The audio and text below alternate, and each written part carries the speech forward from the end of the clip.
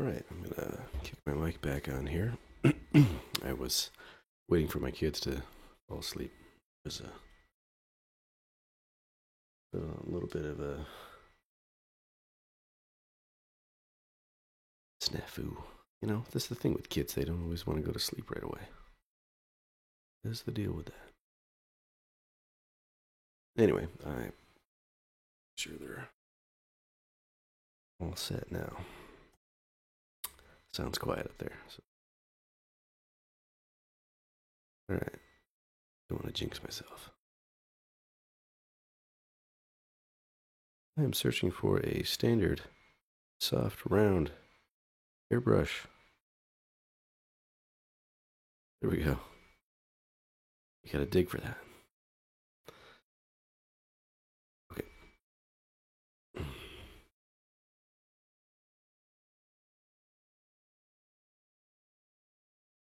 So I think we'll do 2 layers here.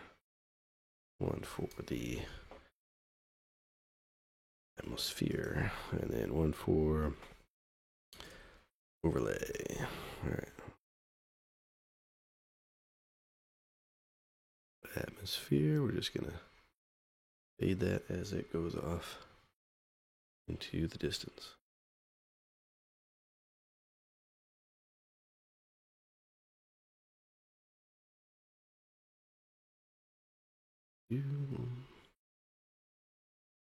Little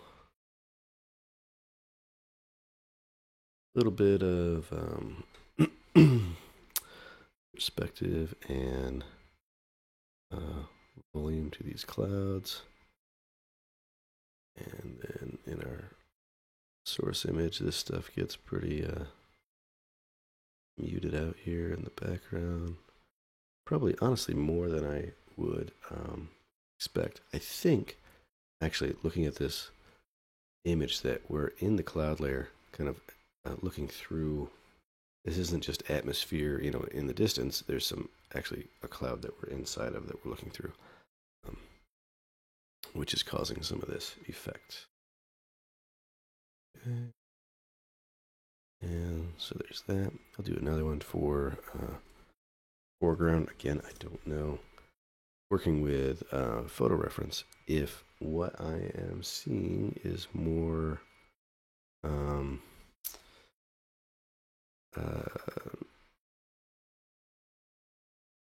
Lightroom, Photoshop, Accuray, or if it's back to the lens, I'm gonna guess this looks like an old photo. Well, that's hard to say though, because you could certainly doctor up old photos just as easily as new ones, right? So,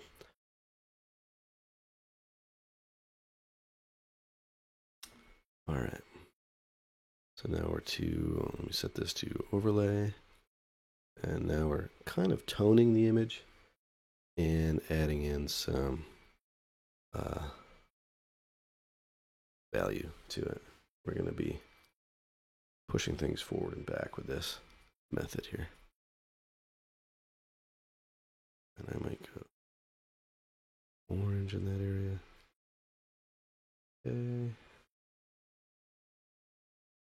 And go a limeish green.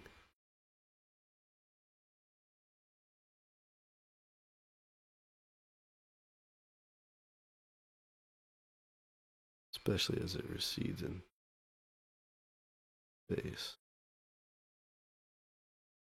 Probably too strong, but we'll just keep playing with it, massaging it.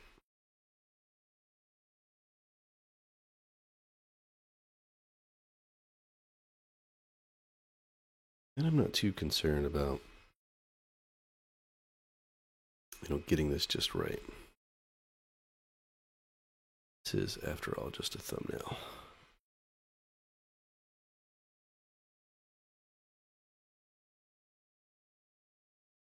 Okay. And here, I'm going to throw some little fiddly bits in there that we can play with for with the smudge brush. And jump to smudge. Moving some of these guys around.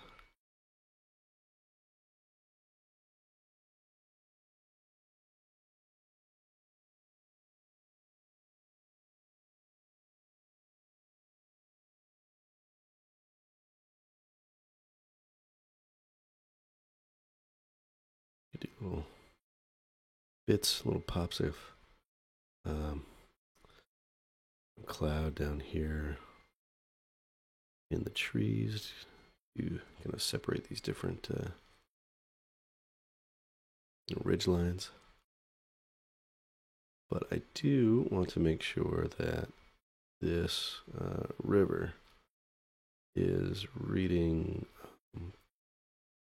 as separate from these clouds. So if I put this cloud layer in here, and I massage that up like that, I still want that. I still want that to be perceived separately from the river that's receding in the background there. Okay. And then there's all these little fiddly bits going on. That's kind of the landscape. And then in the source image, there's all these little rooftops and stuff. So I'm going to try to just imply some of that here. As they go off into space, there's like these roads here. Cutting through the trees. So I get a small brush and I'm just kind of increasing the size as I get closer. And trying to keep some fairly linear lines, linear things going on here so that this is reads as roads and structures.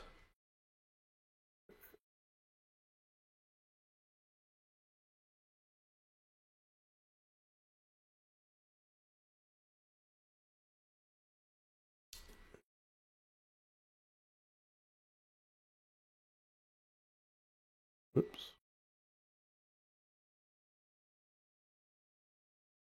Do.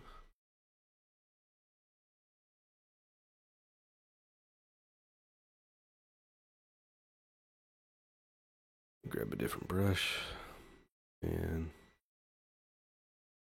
maybe do some more road type things. I'm gonna go a little bit brighter, and then I'll go kind of bluish tone.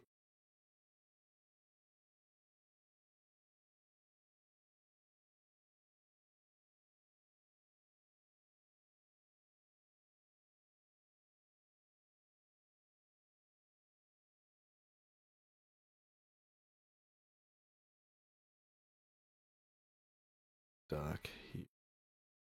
A lot of this is getting lost in that overlay layer that's over it. That's okay.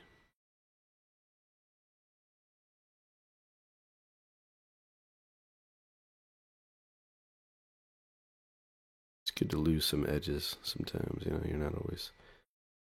Not everything has to look like it's perfectly lined up and super crisp. You can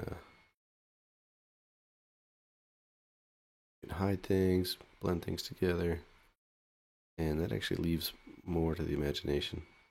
That's a good thing.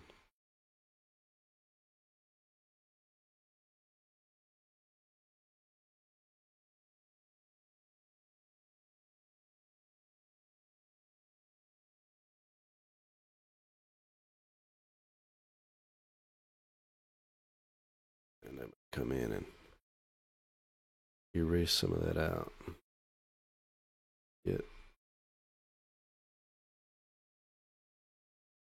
Just like I was saying, you're not show everything as like this is a perfectly rendered shape or whatever. Actually, a lot of times it's nice to have different areas of the composition that kind of reference each other. And so if you do a straight shape or a straight line or something, and then you erase part of it out, you know, obscure some of it, then you get this nice. Uh, it's a nice kind of consistency where the shapes kind of refer to each other, if that makes sense. Because originally it was one line, and you've erased little bits out, and so now it's kind of two separate parts on the canvas, but they correspond to each other, and that can be a useful tool. So I'm looking at my overlay, and I actually kind of like what I had without it. I might let it do a little bit, but I don't really care for what it's doing to the river down there. Making it way too orange. Let's try it on, off, on. Do like that little cloudy thing there. Maybe what I'll do is I'll take and let's go to my magentas, I guess is the best I can work with. If this layer, I'm trying to knock some of those oranges out. So I've got to hit it with magenta and yellow in order to do that.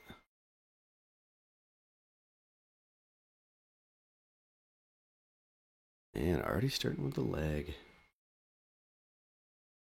This computer.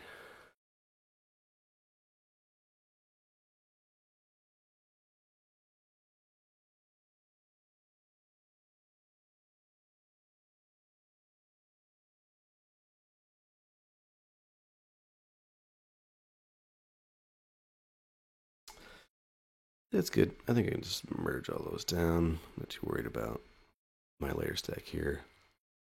Do another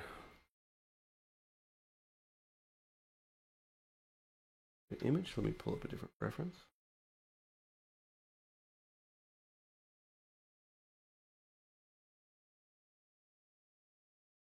Okay, this will be a fun one.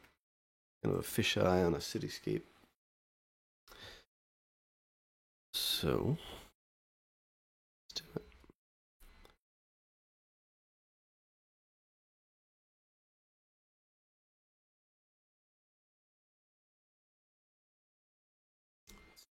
What do I have selected here? Let's do. This might be interesting.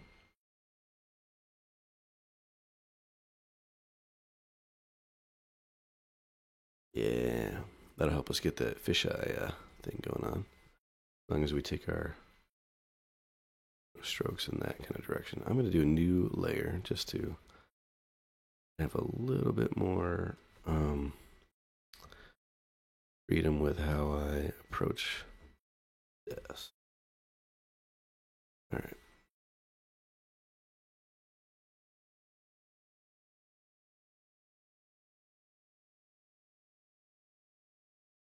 Like these.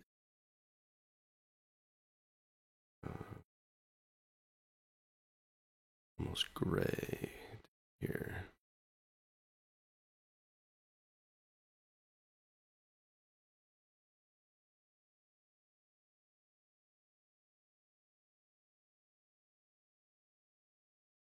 Not quite what I want. Yeah, that'll work. Okay. Now, switch back over to some kind of a soft brush.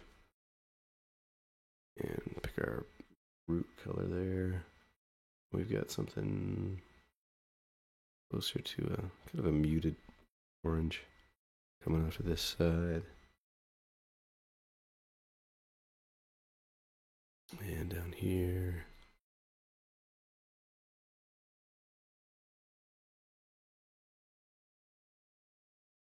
Let's see. Grab this. And mute that out a little bit. Here.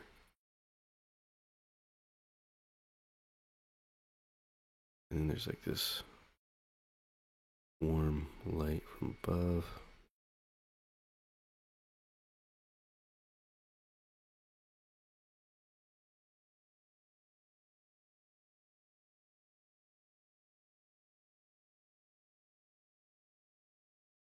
And we're just going to blend all this in.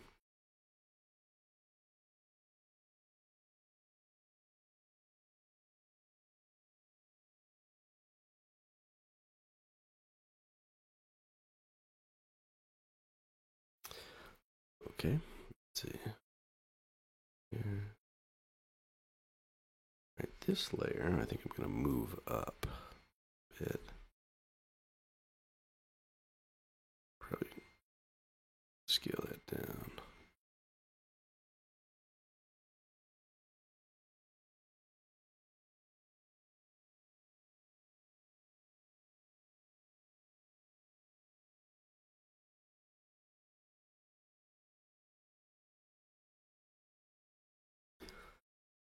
Okay. Add another section here. The image has this like river in it, and it's clearly a fisheye view. I don't want to get too crazy with fisheye stuff. Just because when you're doing it for like a useful, for a standalone image, it's fine.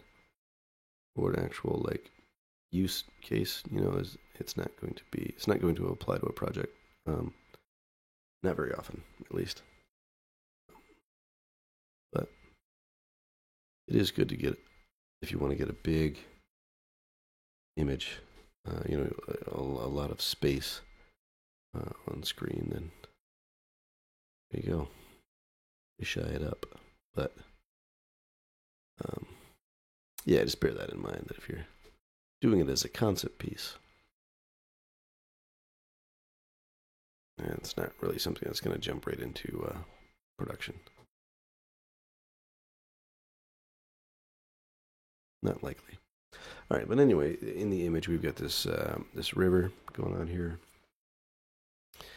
and so I'm going to kind of paint that as like a negative space, and then we can paint underneath it.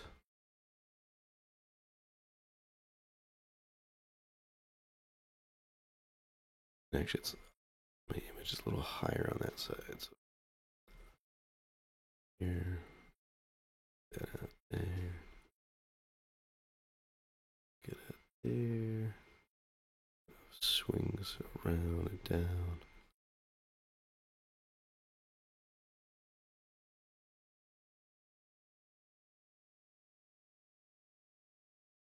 All right, that one's got a shift in its color and hue.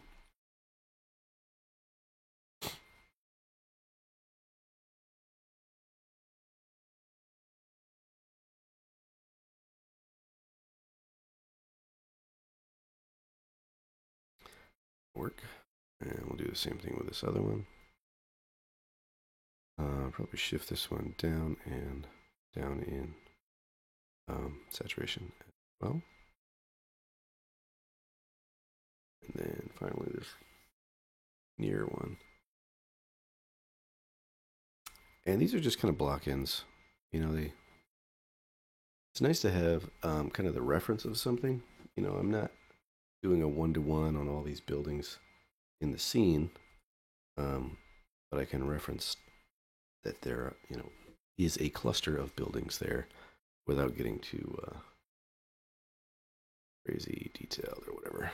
All right, so now I'm gonna do sun is like up here, and like a bright down to there, reflecting on that water.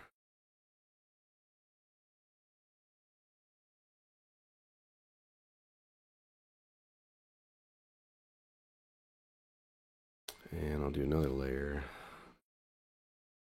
to soften up this water as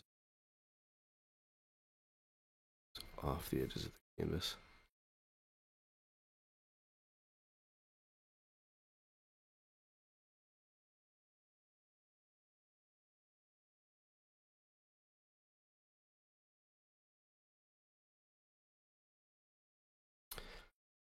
Okay.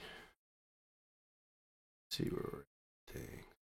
I'm debating how much I want to just dive into this with painting versus really keeping these layers clean and separate. I actually think I want to keep them pretty clean.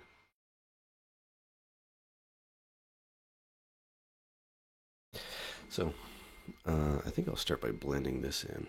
Grab my smudge. Start moving this stuff around.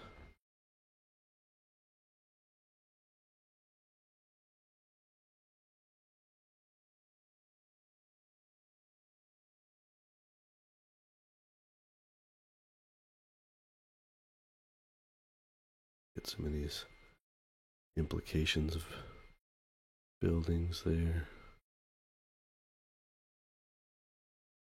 And this is a quick and easy way to work. If you make a gradation and then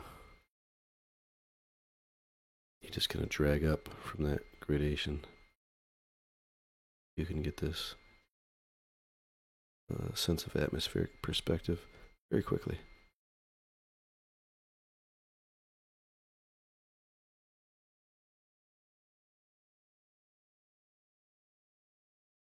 Easy peasy. Lemon squeezy.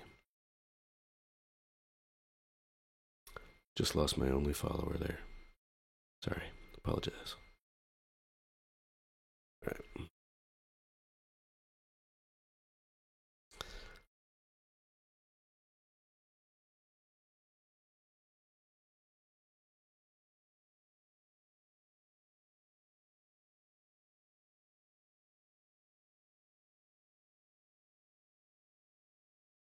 And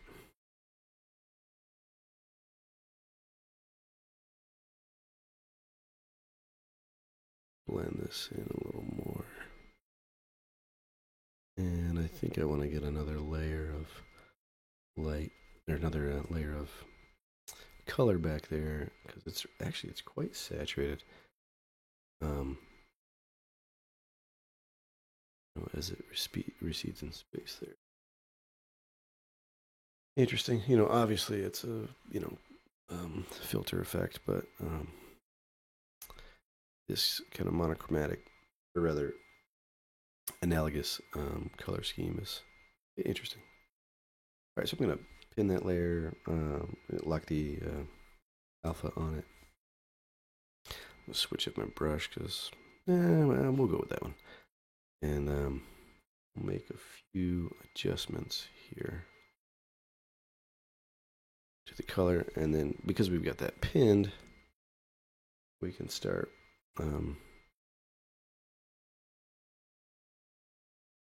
blending some of these in. I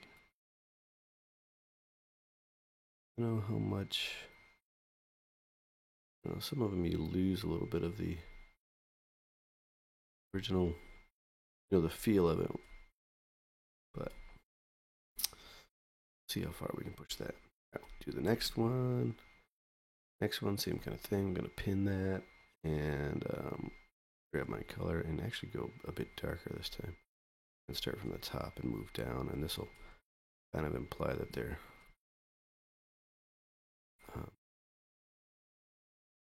the tops are closer to us than the bottoms, and there's a kind of a fog layer underneath here. Grab that color and blend it up.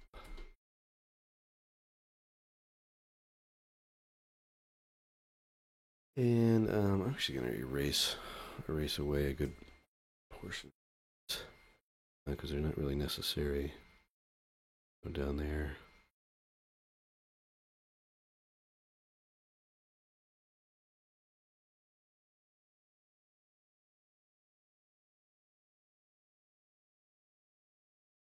think I'm paint something custom in there to get that cleaned up. But these in the center, knock those out.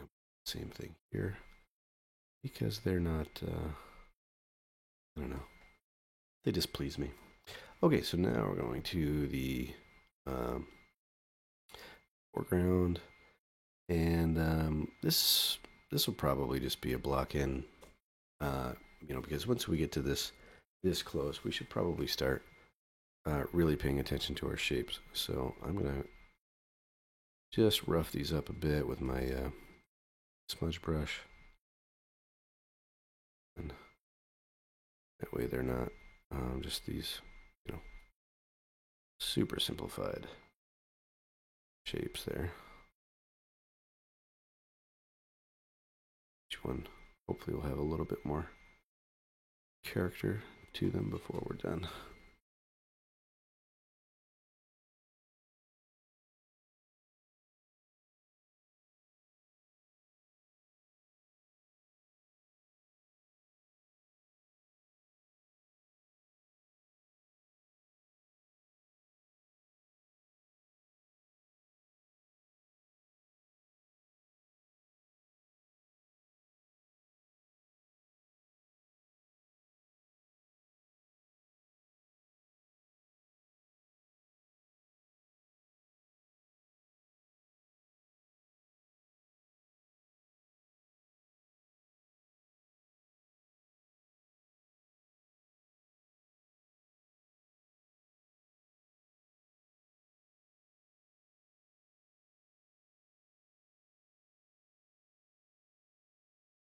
Pretty smudgy.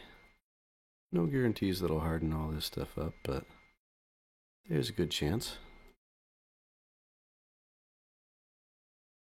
Usually, when I'm working this way, I think about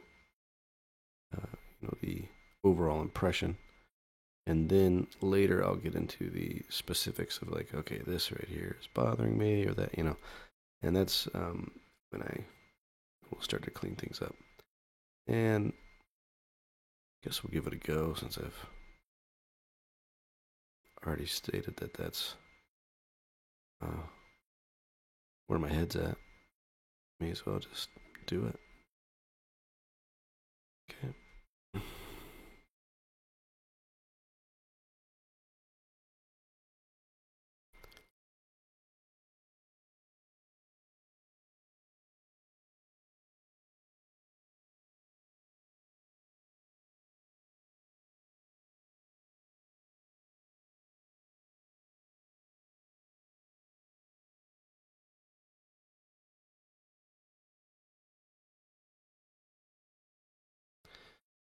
And I always allow this to be just a little bit sloppy here.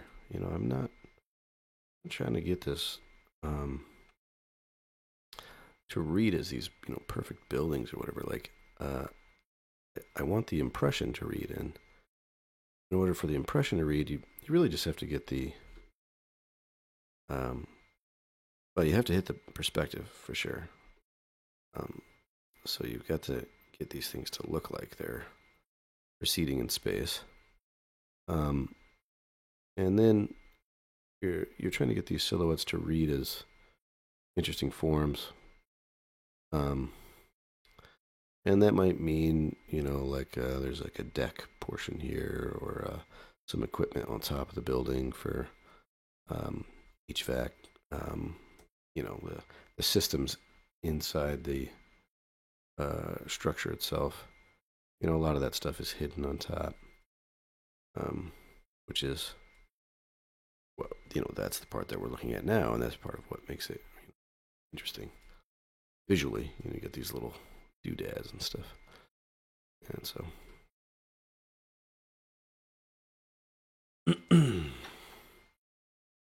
Okay. Just for safe keeping, I'm going to fill a layer below that one with my selection. I can hide that, and I get a better blend. But if I want to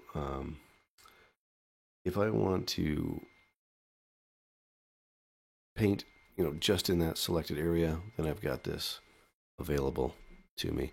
Of course, I could do that as a mask, but you control click on the layer, and then you get that area selected. All right, let's see. I actually do kind of like that being filled in. Almost. I almost like it. Okay.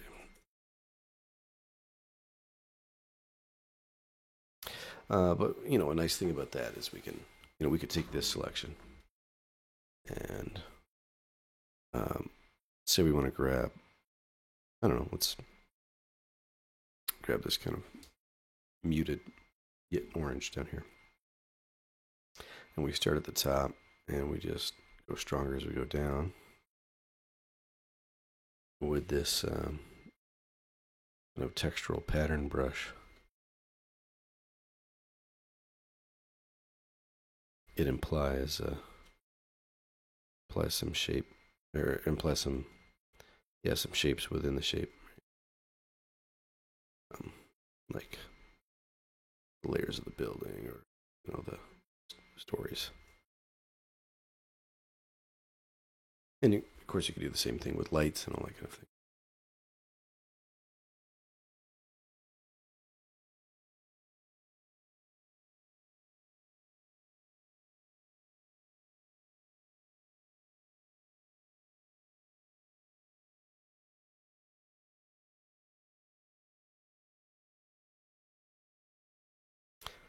So, hide that layer, and you can see how quick that was. Hide that, show it.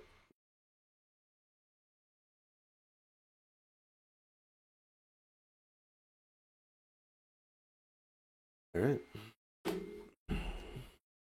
This could probably use, we'll just do an overlay layer on here. And we'll name these ones too. I want to make sure that foreground building. Okay, and then our overlay, we'll set this to overlay. Go to use a soft brush again. Whoops-a-daisy. Whoops-a-daisy. Golly gee. All right, now we're gonna that all.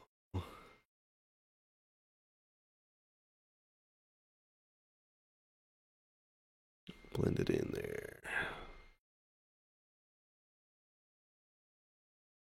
Now I do want to be careful. I mean, we'll see where this ends up going, but I do like in my source image that there's a nice blend of softened, muted areas and areas that are a little more contrasty and warm, thick yellow oranges. And so I think that's part of what makes it interesting. Obviously, you got the cityscape thing going on. But there is a little bit of a warm, cool thing going on. And as I explore this image, I'm going to see how much of that is, truly cool tones, or just how much of it is just simply grays sitting on top of warm tones.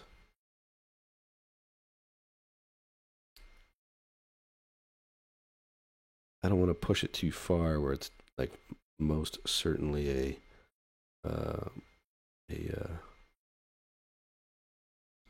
complement, blue and orange type thing. I don't want to jump right into that necessarily. I want to ease into it and see what we can get away with some grays.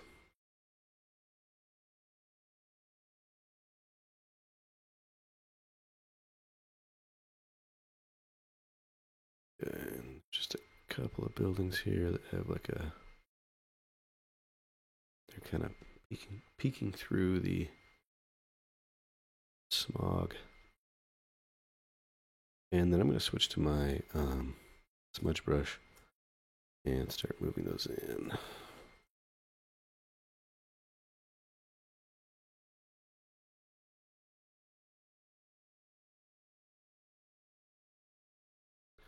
So you can see just how kind of abstract this is. We're not really trying to be too crisp on everything, or too specific about the forms being representational buildings.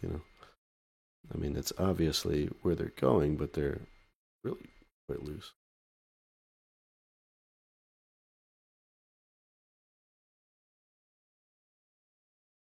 In my opinion.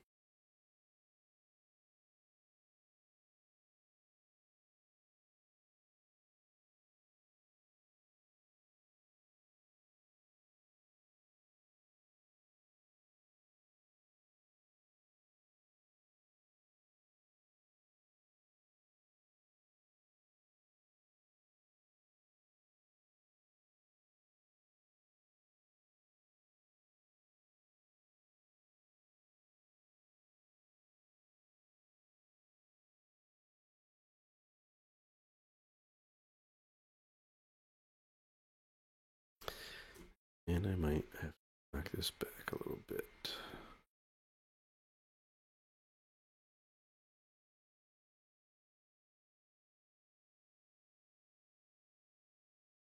Okay, let's see. If you pull it out, it's really oversimplifying, I think, that mid and background.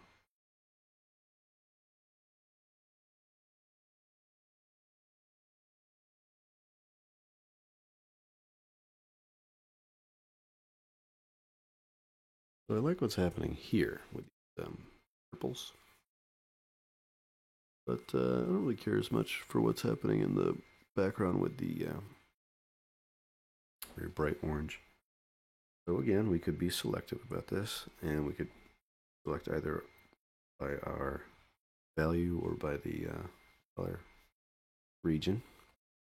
But we could take the brights on this layer and knock them back and see what we like.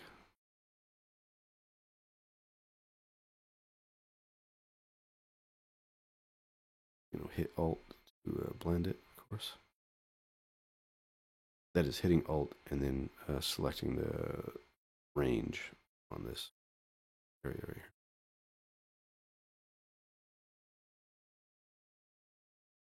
Let's just hit OK there. And then we'll jump back to the last step. It's definitely an improvement. I might actually push it a little farther.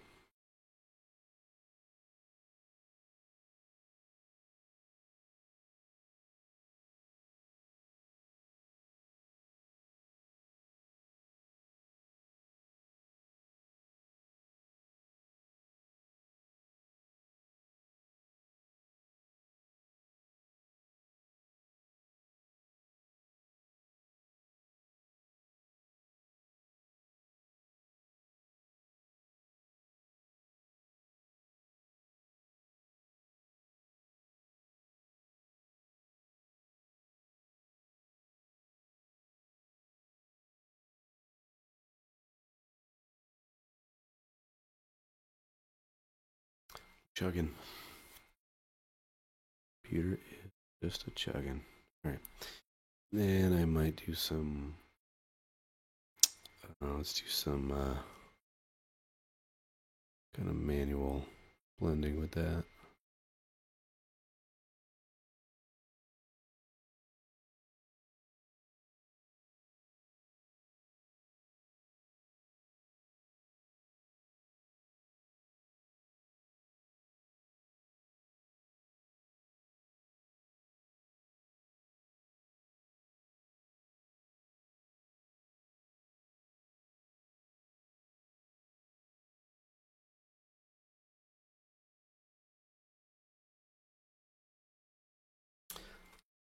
Okay, I think that's a good base. And first thing I'm going to do is I'll make sure that I've got this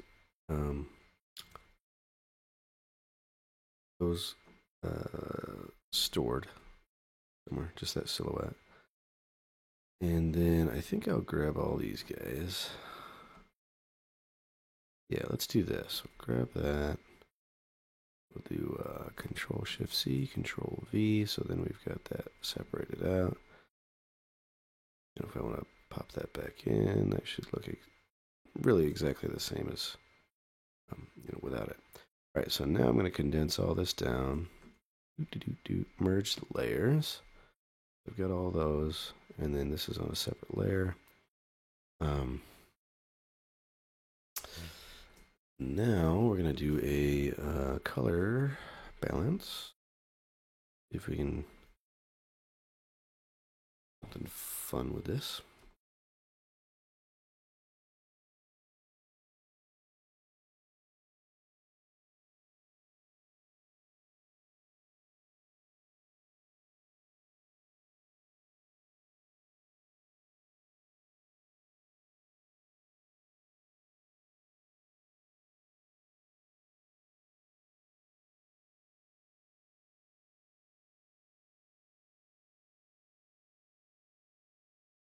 Mm-hmm. Mm-hmm.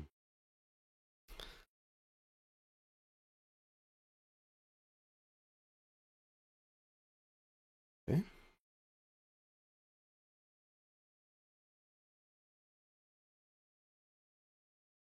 What is he doing?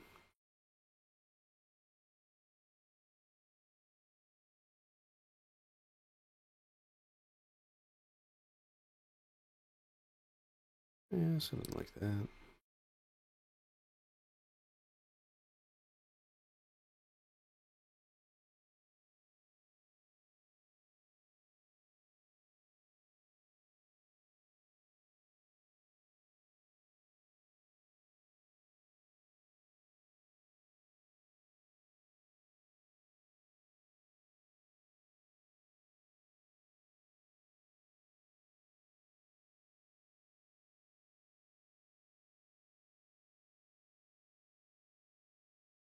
Okay, and I'll just set this to color so that we don't lose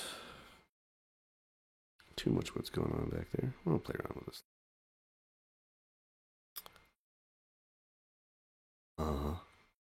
Okay. You. Luminosity.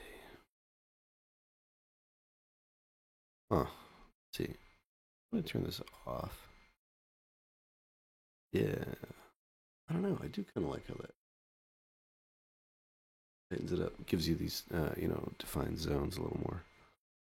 And that might be a little too harsh. So I'm going to go luminosity and then duplicate it. Bring it down. And do normal. Actually, let's do color. Drop that back.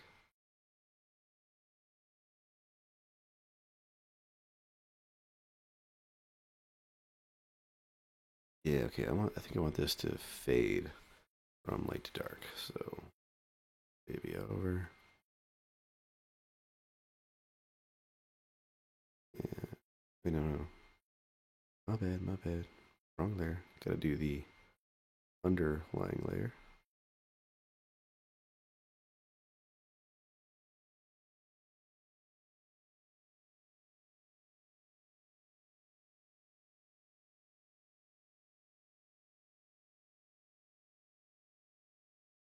Oh my goodness, computer. Oh, okay. There. Blend. What happened? Blend from here. Now we're talking.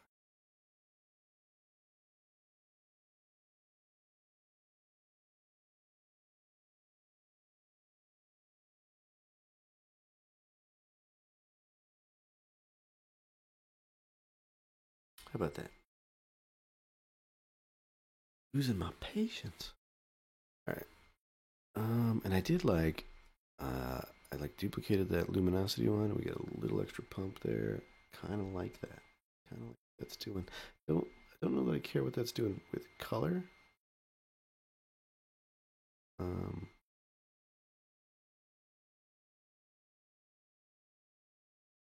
go halfsies. Because you got to keep things in that mid range if you want to have a lot of saturation. See, like I can pump this all the way up, and it's not going to do anything to this because that's already, as saturated as it can be for its color zone and for its particular hue. So.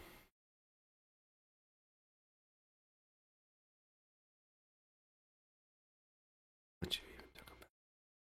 There we go. Ooh.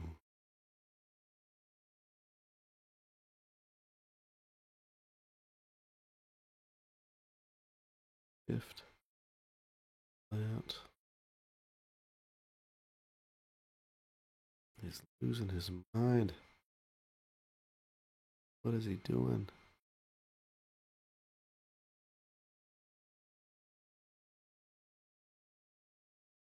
This is one of the parts that doesn't come through well when you're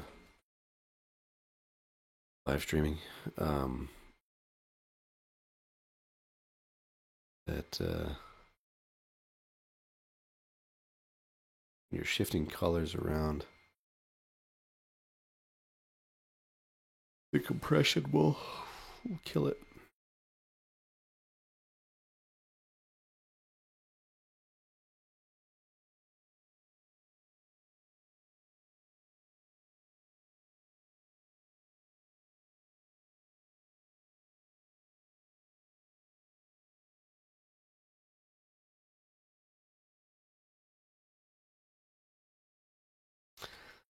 Okay, not what I want. Back there. All the way back there. Gotta start a fund. A new machine for Eric fund.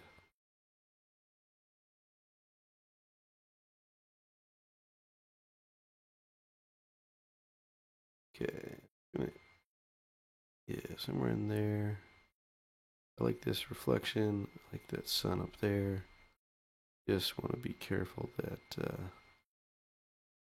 don't want to get too much of this edge stuff going on here.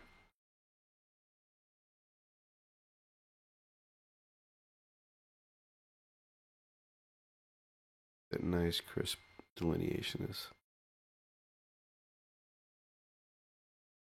what makes it interesting to me. And I might actually have to split these out in order to do that.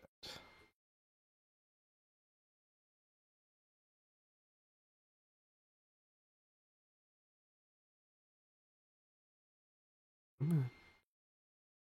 Come on, little guy. There.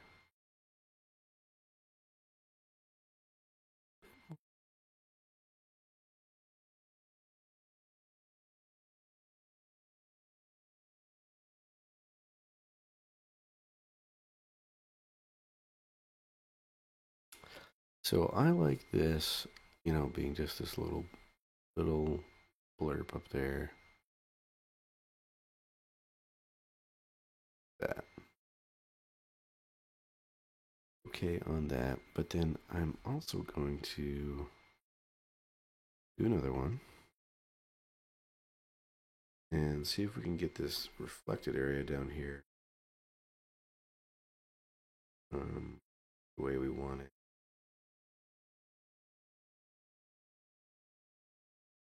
Maybe something like that, and then we'll do this guy right here.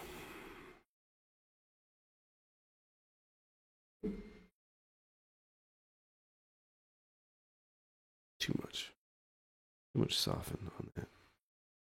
It's gonna be like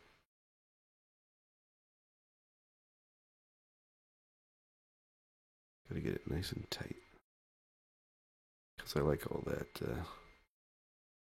Those kind of stray pixels. That's good stuff. All right. Do. Grab some of this stuff. And we'll go ahead and use this as a mask for this other one.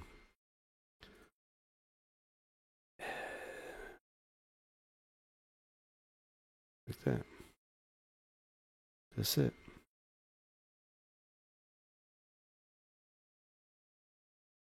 Kind of like that. Kind of fun.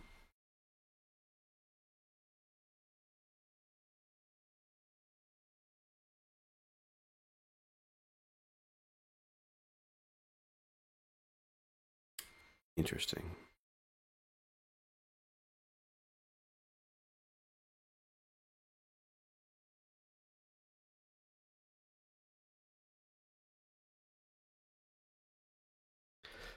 This guy, I think I'm to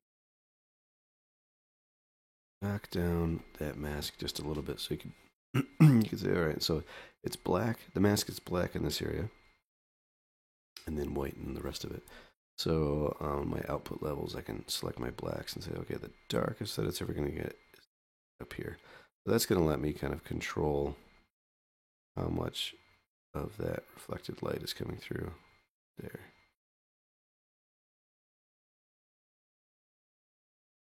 And I just want to knock it back just a little.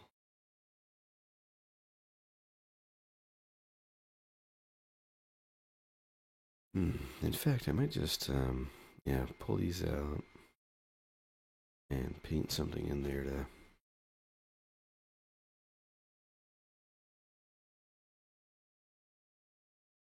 help me out with that. Something with some texture. What do we got? Give me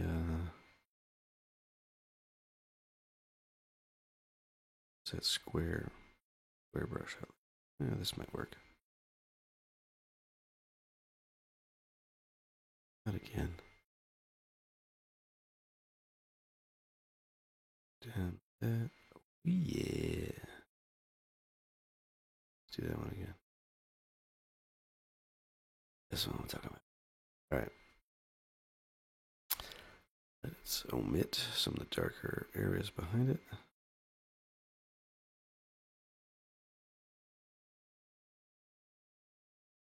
That's fun. Okay. And bring our guy stuff back in. Back a little bit. And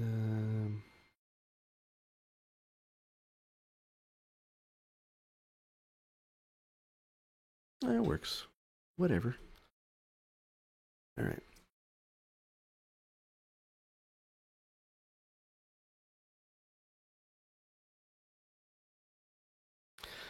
Now I suppose we could start getting in some like little sharper details and stuff.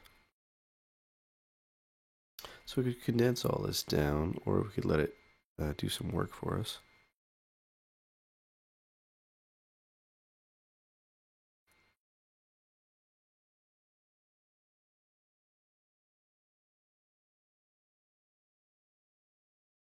All right, so that's where we started with. We did all this nonsense.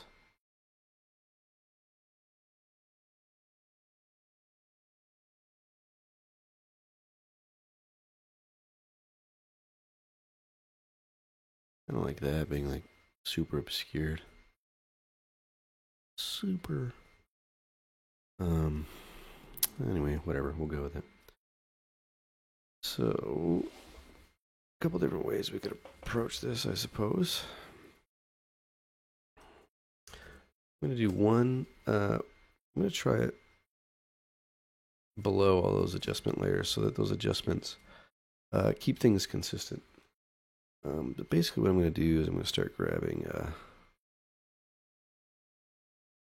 these different streets stuff. And these things kind of hardened up. There's a road, across along the water line here. And maybe there structures and stuff here.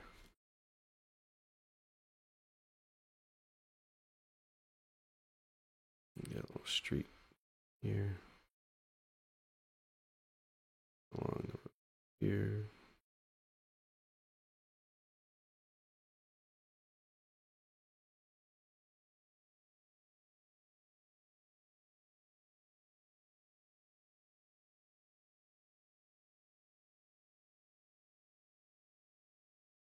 And then a lot of these we're going to come back and kind of cut them out so that they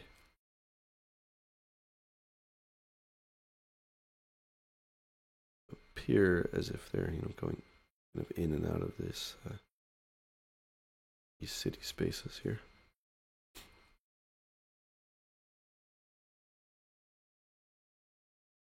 Apologize, I've got a little bit of a cold, so making all kinds of wonderful snorting and sniffling noises for you.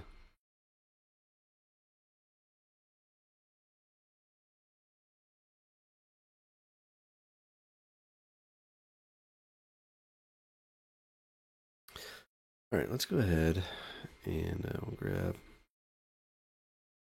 brighter tone here. Paint that in.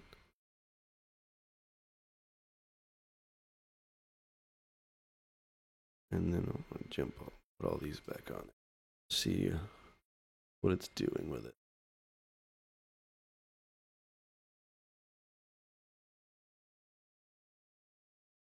Okay. Get if we put that above too different from the rest of it. All right, so then we can start erasing away some of this stuff here.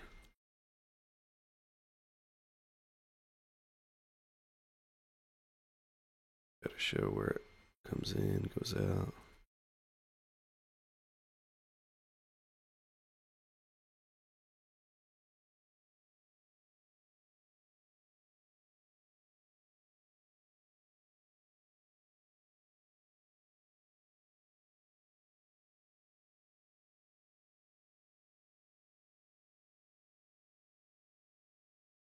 Wherever you have a curve like this, you'd probably have a buildings obstructing it.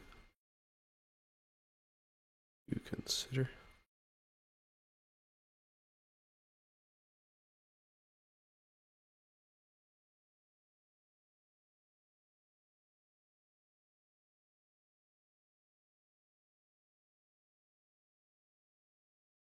These buildings are going to be obstructing this. Really not going to see a lot, the stuff in the background. I'm going to erase most of that out because there would be so many structures in front of that it would be quite weird.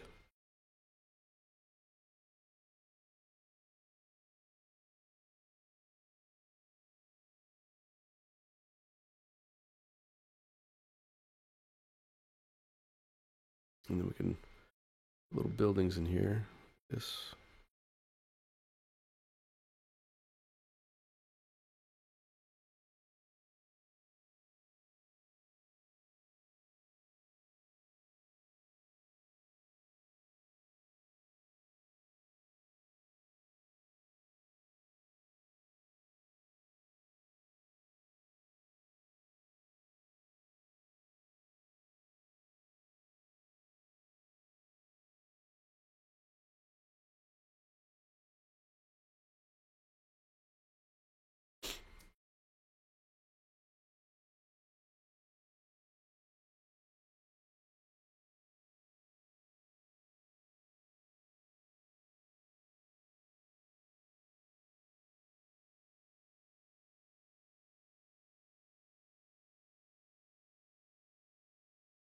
Cityscapes are interesting. I'll admit I don't actually have a lot of practice doing these. Still, it's interesting to me. It's interesting as a subject because it's still kind of fresh. I don't have a nailed down way of this is how I do cities. And so that makes it interesting for me to try to figure out what would be the best way to push some of these different ideas. All right, so I'm gonna do another layer, and I'm gonna do some like rooftops, and I'm actually just gonna do what I did on the last image, and that'll be one of these. I think this has got like a kind of like a randomized square brush, with like a faux perspective on it. Didn't that do anything? Do I still have a selection? There we go. Yeah, that was why. Just had a selection made. So this brush might be a little tricky to deal with. Let me just back those off, and I will take a brush stroke with this and see what it's actually doing.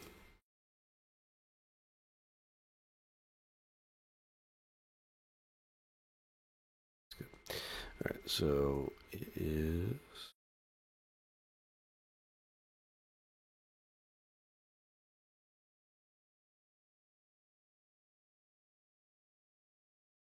All right, so the harder I press, the more scatter there is, and the larger the pieces are. So it looks like if I wanted to get, like a street or something, pushing lightly, and then I push a little harder if I want them to break apart a little more. It actually is quite a handy brush for this application. I'm sure that I can overdo it, so I do need to be careful.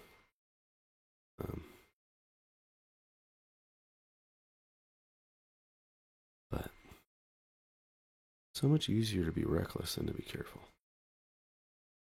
You know?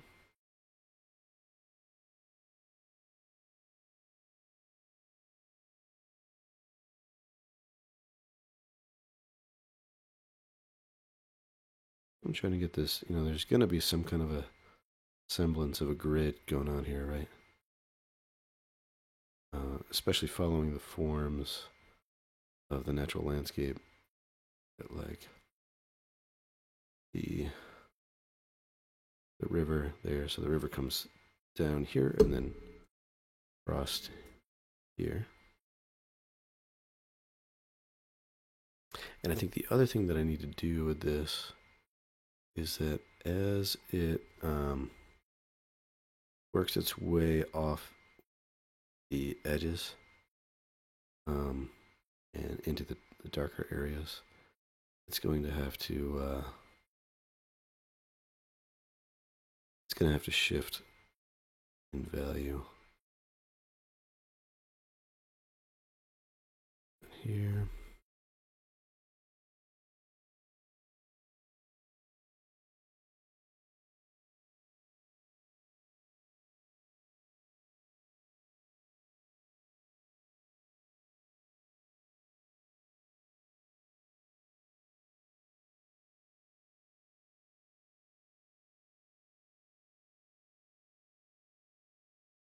Okay. All right. So I could either jump in and clean those up. I think before I do that, I will do what I said about shifting their value as they go towards the edges of the canvas. So I did it again. That's like the fourth time tonight. Just keep double tapping that top bar there. All right, so just gently brush these out as they go towards the edge. This is this brush will change opacity with pressure, but it also oh, I see what's going on. I gotta do them both together. That's what I would. So lock the layer. I think I want to merge these layers together. I think I do want to do that. All right, so merge down, apply the mask, lock it, Slide it on over.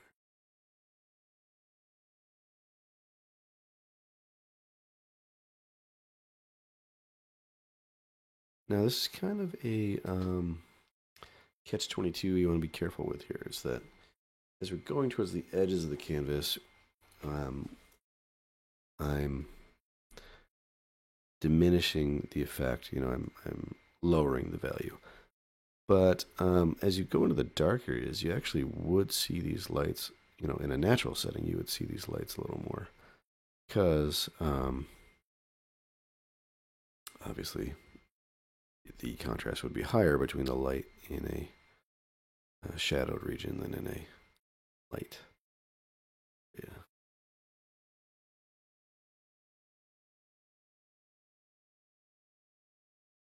Unless, of course, I mean, if we're seeing them as illuminated, windows and that sort of thing. If they're simply reflections of the sun, then that's kind of a different story.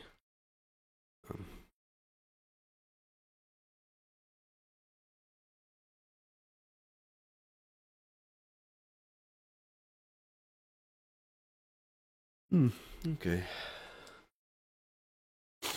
Well, that's a decent block in. Hide these layers again. See what we get.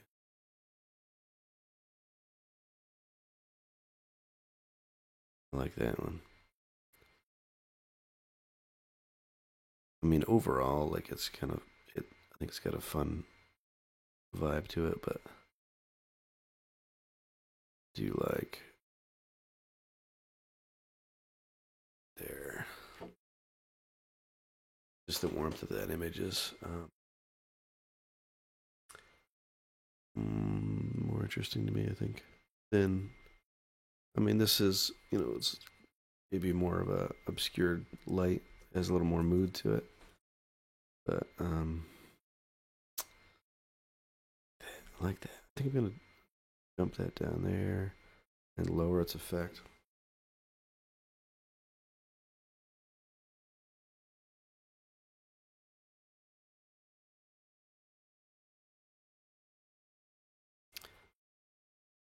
Shift this more.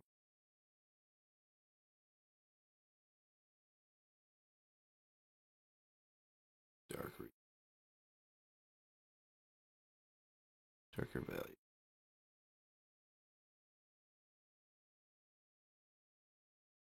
See, I do like it being, having that cool tone like right in here, but it'd be nice to shift it between the buildings so that you know you lose that space here. Like this, just feels like it's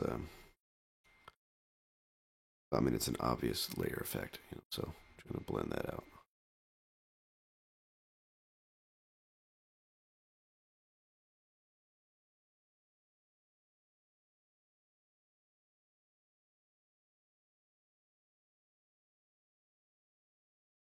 Yeah, something like that. All right, bring those other ones back up. See what we get.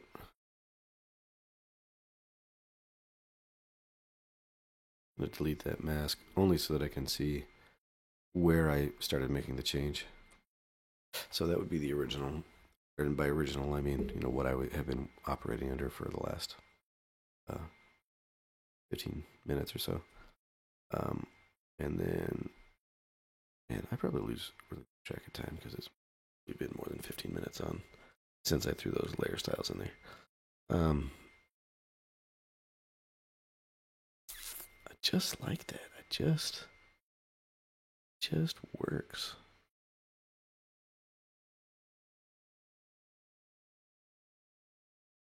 I think what I would like, I'm looking between these two. I think I'd like this one, just not quite as intense. Maybe if it's just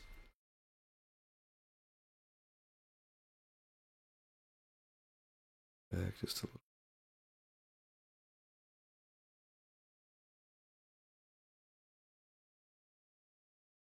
Again, I've said this in previous streams, like try to get the color try to get the color right, so I'll sometimes fuss over this a little longer than seems comfortable.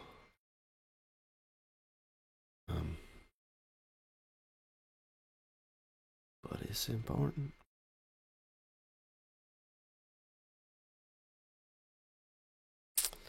Yeah, I don't know. So is that 90 something? Or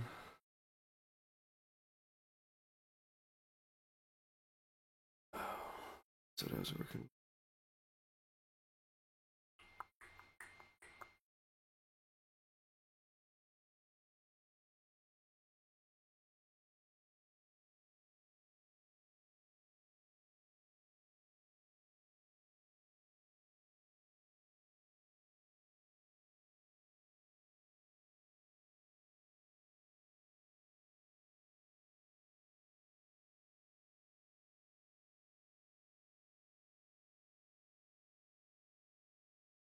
Deliberating. All right. I'm just going to have to move forward with something. So I'm going to say that I like this, but not there. So I'm just going to mask that out. And I think I want this to be a little brighter in there, but not particularly saturated. So I might pretend that there's these buildings here.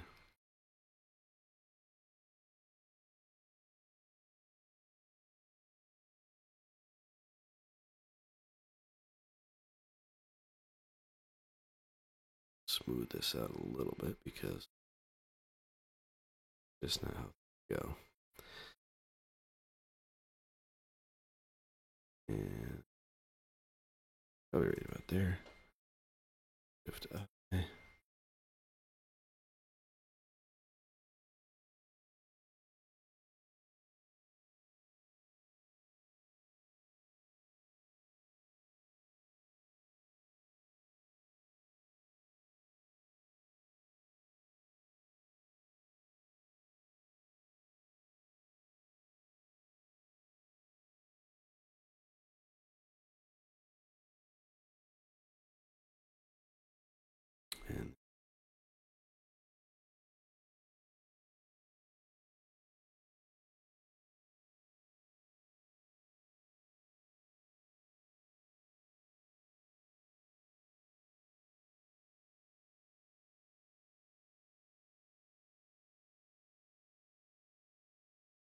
And I don't know if this was the right decision, but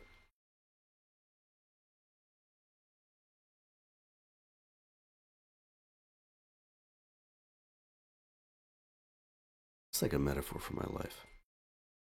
I don't know if this is the right decision, but I try.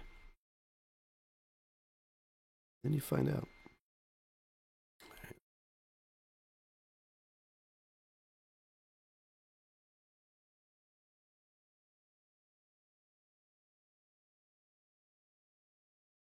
It's not entirely true. I'm a pretty overly cautious.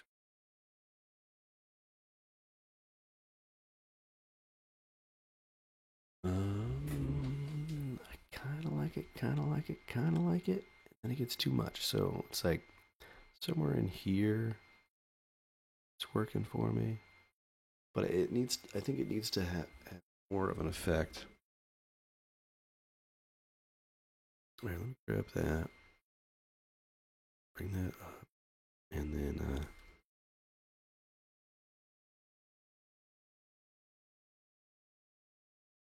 I'm just going to do this with like a, well, we can do it with this brush. It's a little bit messy, but that's what makes it fun. We need to go that. Maybe a little more saturated, darker.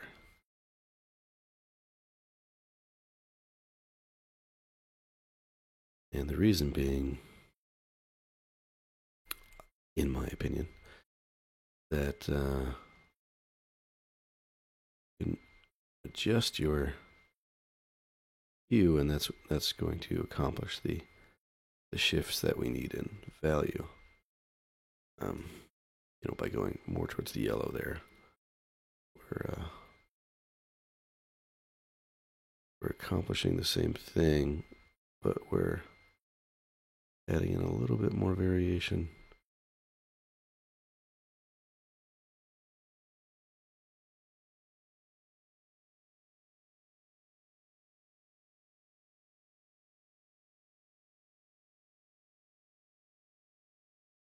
I'm gonna try not to go tangent with that.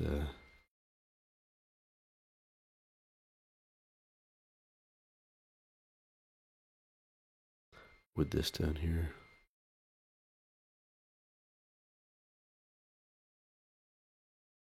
Gonna get like a little bit of a roof line there, like foggy atmosphere type thing.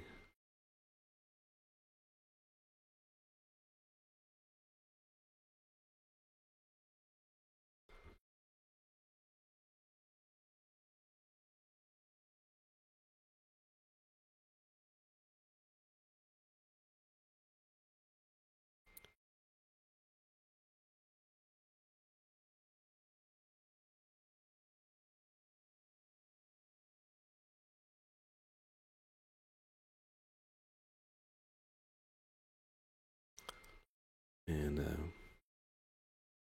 don't want to go too crazy with these, because I am learning how to hold back. You do too much of a good thing, and then it's like, well, it's not cool anymore, because it's everywhere in the painting. So you kind of have to pick your battles, like, where do I want that to be? And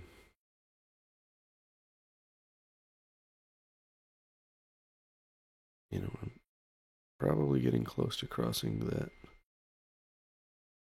threshold here, so I gotta be careful.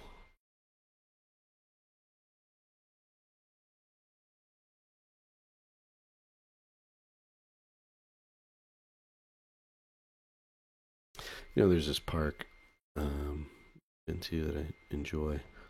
It's got a gorge, and right after it rains, you'll see these clouds down in the gorge, and it's a super cool experience to be looking down on clouds.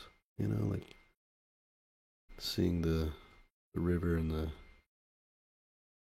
foliage and stuff through it. So yeah, that's definitely too much, and I need to kind of get my bearings here.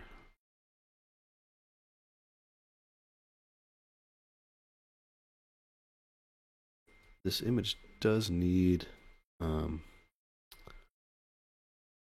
cloud treatment for sure.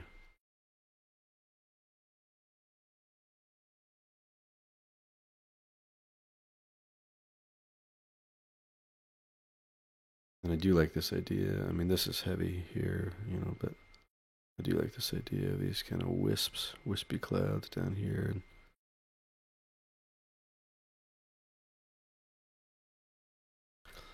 And over the water.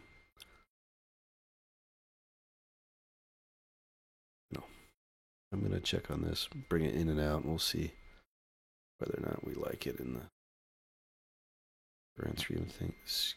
Grand scheme of things. Scream of things. Yeah, that's a Freudian slip.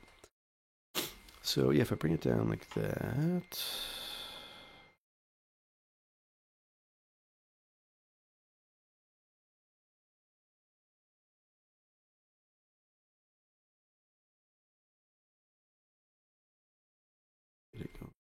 Buildings.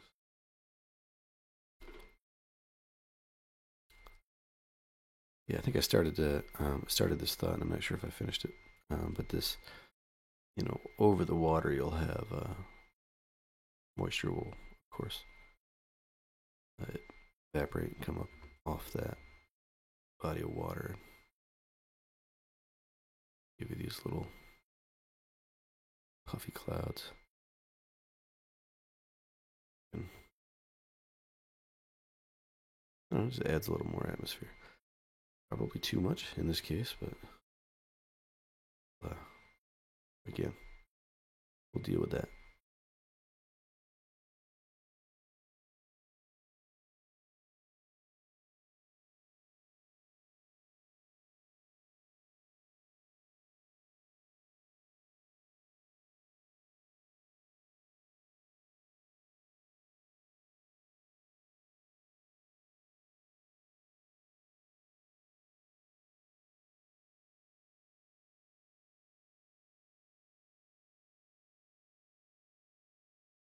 All right, now just that saturation. Do.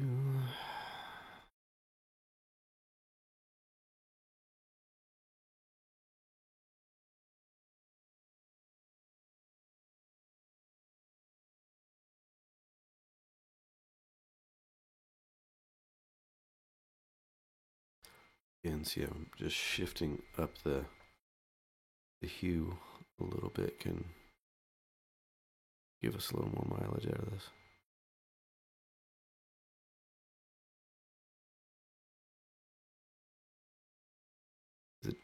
It differentiates the color zones, and as I've stated before, it pushes that the natural value of a hue.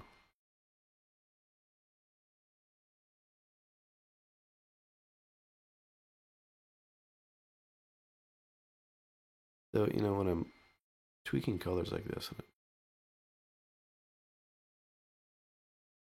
I mentioned how tedious it, I can be with it.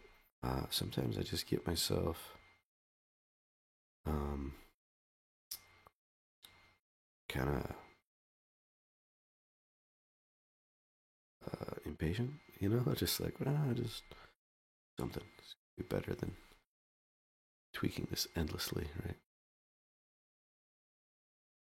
You would think.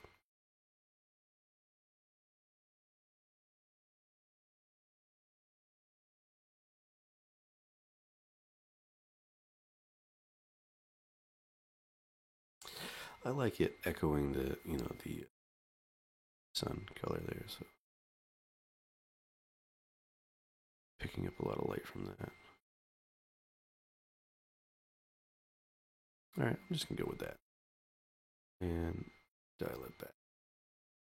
Opacity.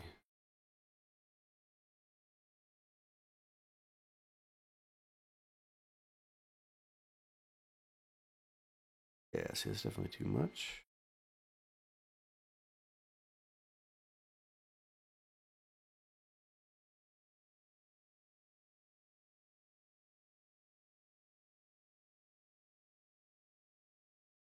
Somewhere in there. Up.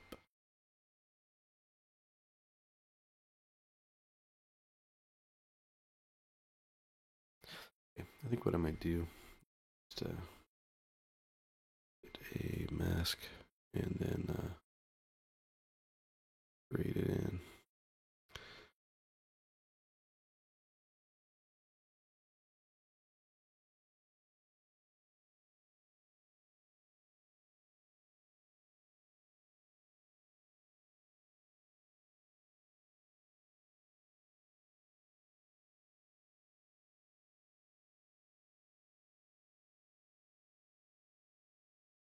All right. Good. Name that layer cloud slash fog. Okay.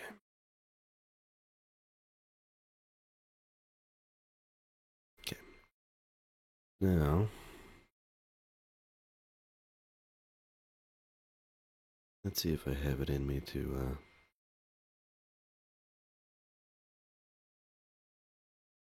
do a cloud layer.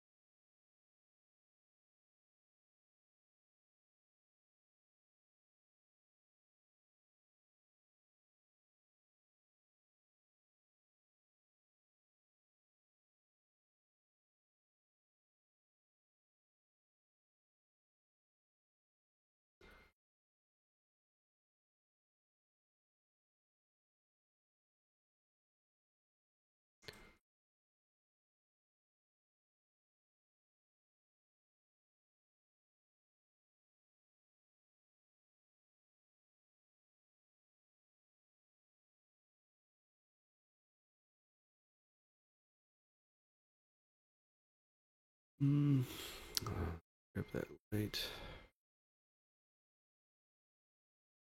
Cloud illuminated.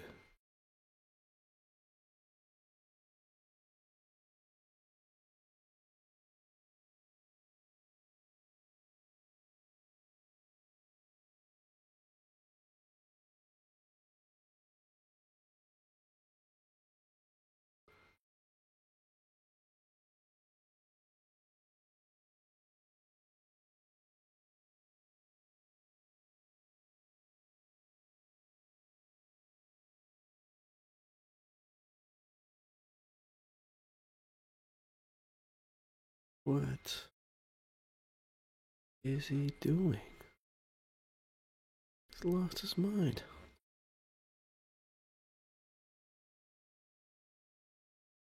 Just playing at this point.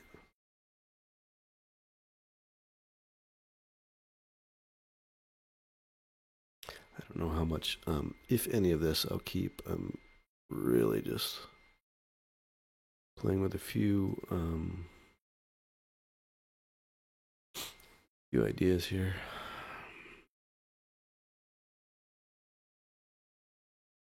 I don't think I really need it. I was playing with a cloud in front of the sun there just to, I don't know, do something interesting with that. Not necessary, I don't think. And it doesn't exactly fit in with the motif that we're playing with here, where the sun is like peeking through this dense atmosphere. We're gonna have to have our clouds kind of play by the same rules.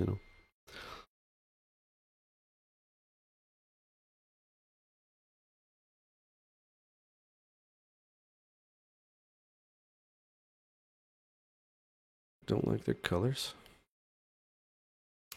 They're not blending very well with the rest of it. So I think that the light, that orange that I selected, I'm gonna have to do something with that. Shift it. Shift it.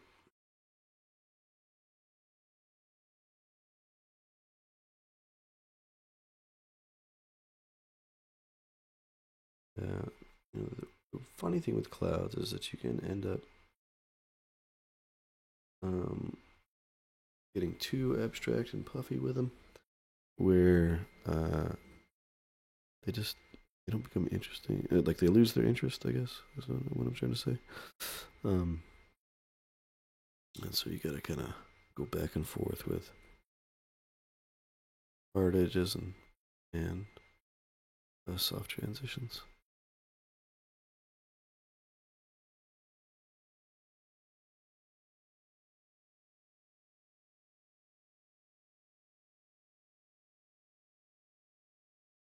Let me grab a different brush here. Is that I was looking at earlier? Yeah, I did this one, the natural drag or heavy drag, and then this sinful onion, based on an onion. And I was making some of these brushes while I was studying this guy, this painter, Thomas Buechner, who did these. He would do these still life images, and there would always be some kind of a weird story involving the fruit that he was doing still lifes of. And it would be, a lustful gourd or a sinful pear or something like that. Always had these weird backstories going on to the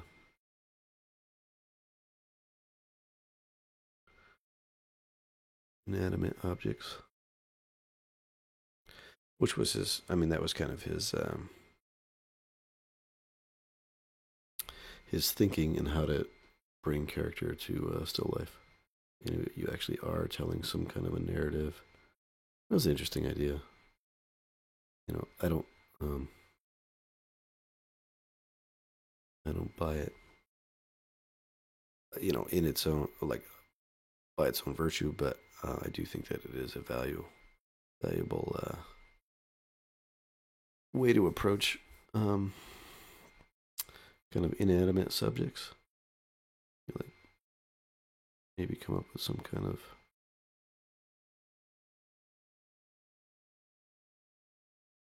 a story that you can apply to it, and then that gives you something to work with. Okay, I'm going to adjust. Well, let's move it in the stack. We'll see how those other layers play with it, and then I think it needs to be liquefy.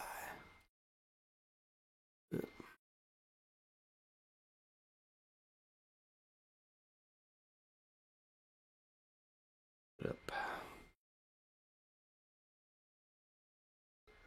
to get that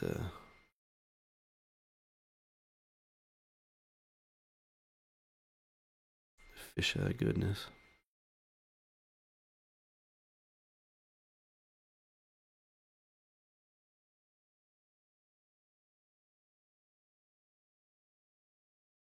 It's kind of hard to tell, you know, when you can't see the rest of the image, how it's going to blend into it. But of course, we can also use our smudge brush and do some custom work that way.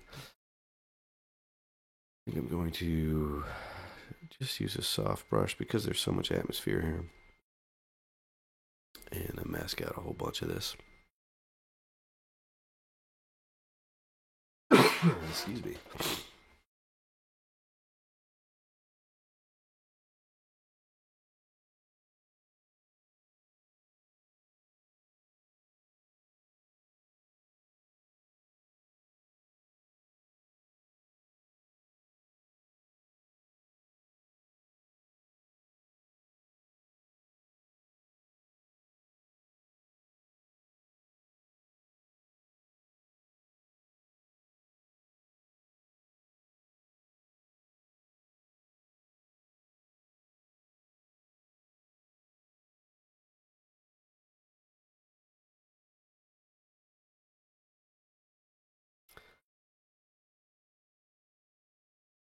I don't love it.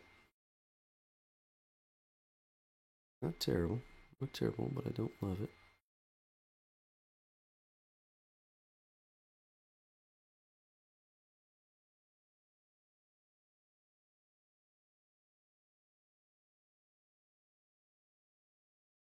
Yeah, it's almost like I think what's bothering me is this is almost too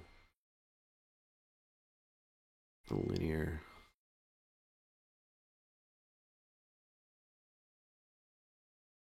Like it's trying to play nice with the curvature of the lens, but it just needs to be its own thing in the back.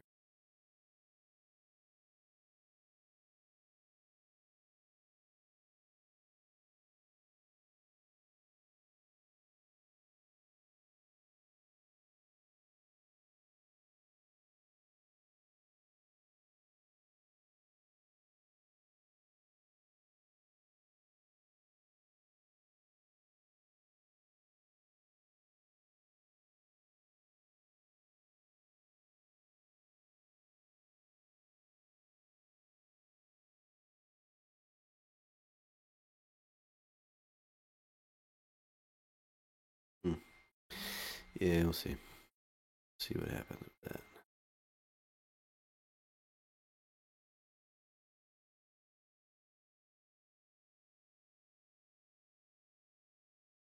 Still want to push that just a little bit further.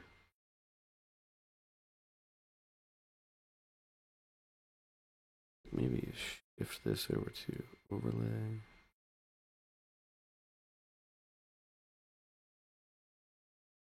Yeah, it's better. Do you believe?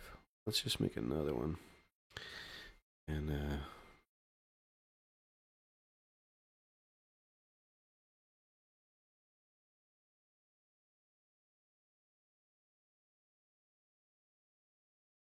move around.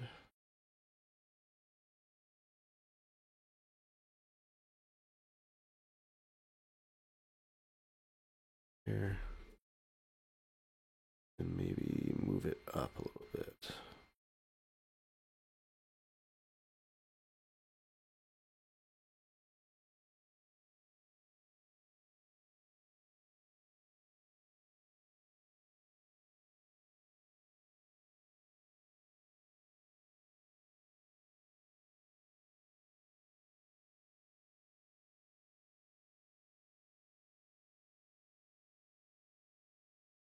Okay, I've got way too bloated of an image here. What I'm gonna do, grab these guys again.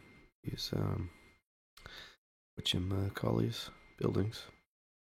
Bring them up there. And we'll grab all this. Group it. Copy that group. Merge the group down. So that way I'm saving my previous work in that last group there. I got my buildings here. I'm gonna do an overlay on that so they pop out more. Let's just try and multiply. Too much. Too much. Overlay. And then we'll ease them in.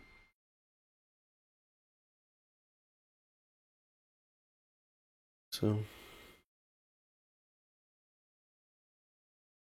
And then I want to take this background stuff here. So I've got to, I'm going to make a copy, so I've got a second. And then I'm going to go to my smudge brush, and I'm going to change it to sample all layers. And then we're just going to work on this whole thing destructively. Because why not? And fiddling way too much with being non-destructive, and that's just not me. That's just not my nature.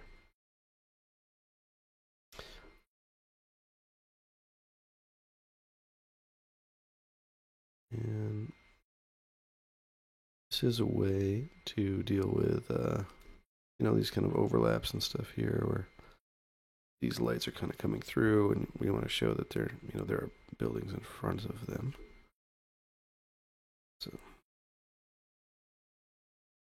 clean some of that stuff up. The main reason I wanted to do this was to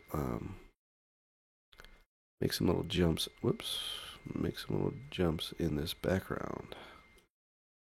So this is actually, I don't need to sample all layers because I've got that layer selected. What am I thinking? So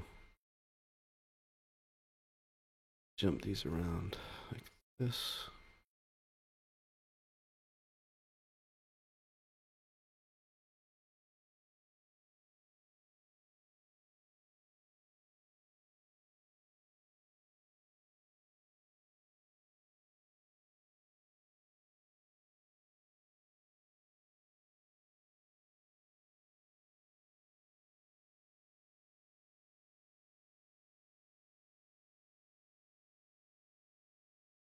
What I could also do here,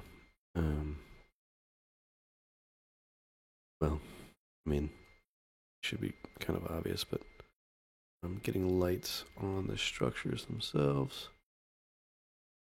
Would add a layer of interest.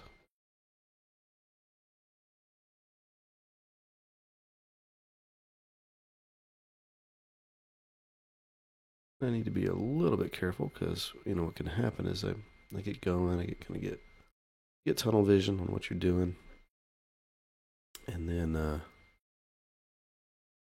you look back and okay, was that even? Did we even come out ahead of with all that extra detail or whatever? And so you do have to kind of jump back and forth in your previous renditions.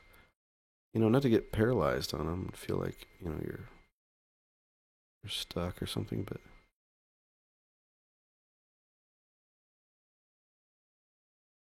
just be taking stock of whether or not you're really spending your time wisely with the changes that you're putting in.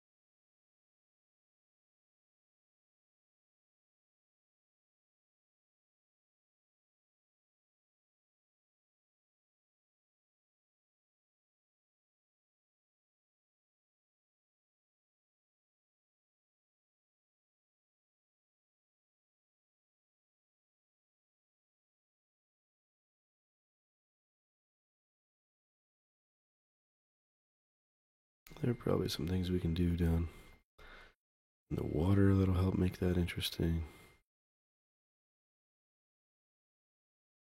as well.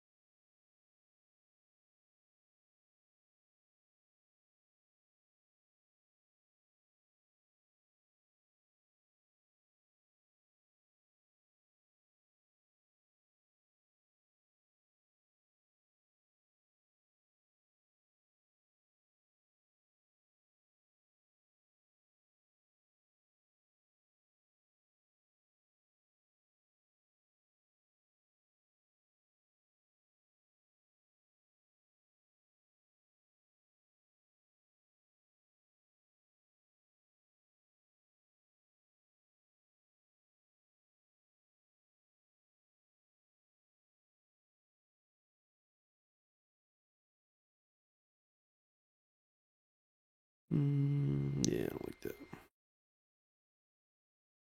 I like that idea. I just don't like the execution on it.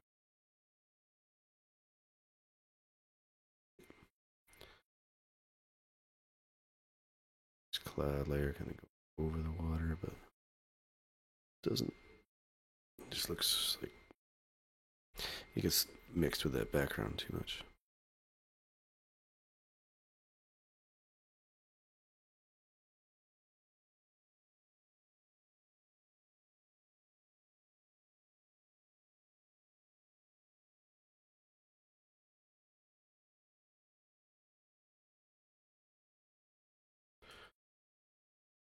I want to be careful that I'm not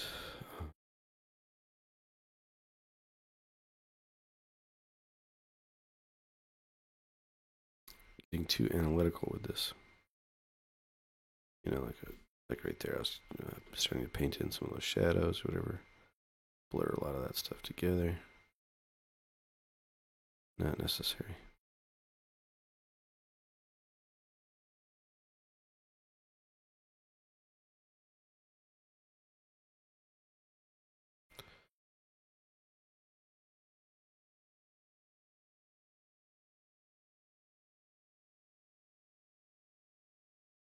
I don't know if I like that bridge there.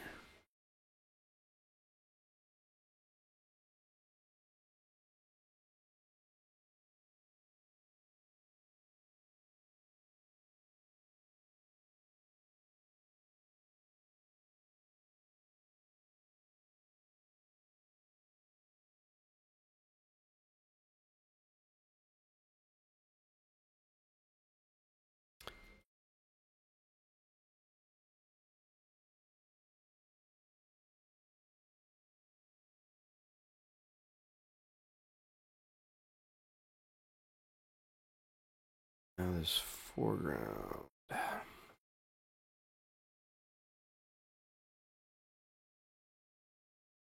Debating whether or not to put any detail or cleanup into that, because once you get going, you're committed.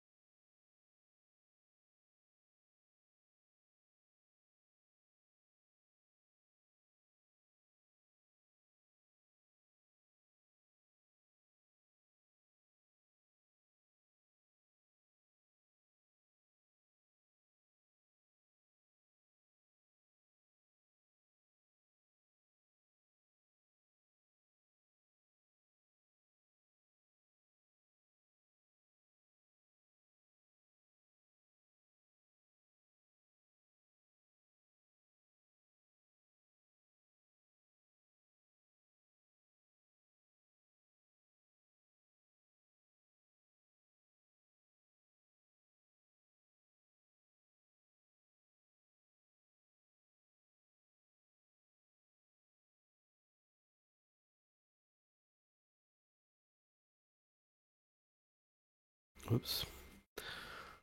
Pressed Control F on accident. For Control D to grab my selection. Now, Photoshop is going to take its sweet time to get the Find tool up, which I'm not even sure what that does. I guess you type things in and it finds it. Well, apparently it decided not to go. We'll see. I've accidentally hit that hotkey before, and it takes a minute, and then the Find tool pops up. It's like, no, you can go back. Wasn't asking for you. It was an accident.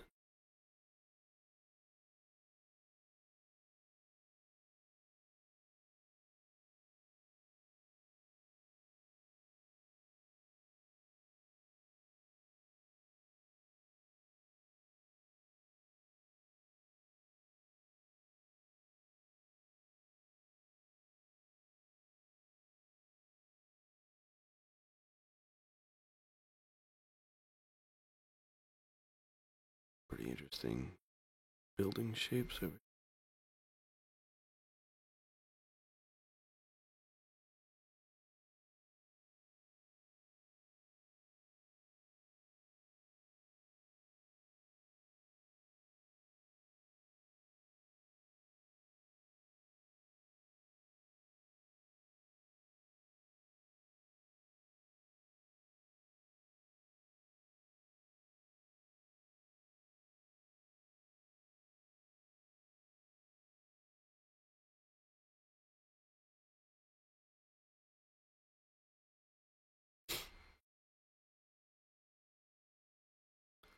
Apologize for the obnoxious nose noises. A jam. Sniffles. Why they call me Sniffles? Not true. Nobody calls me. Let's see.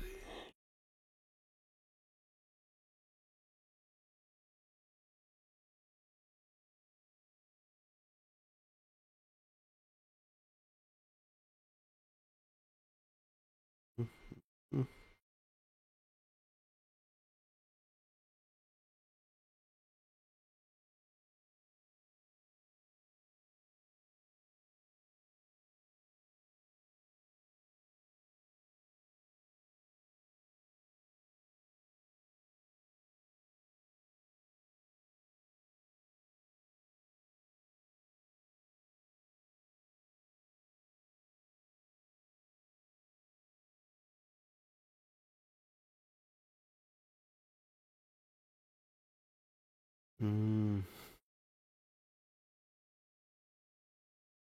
This structure, I gotta kind of figure out what it is that I am trying to communicate here.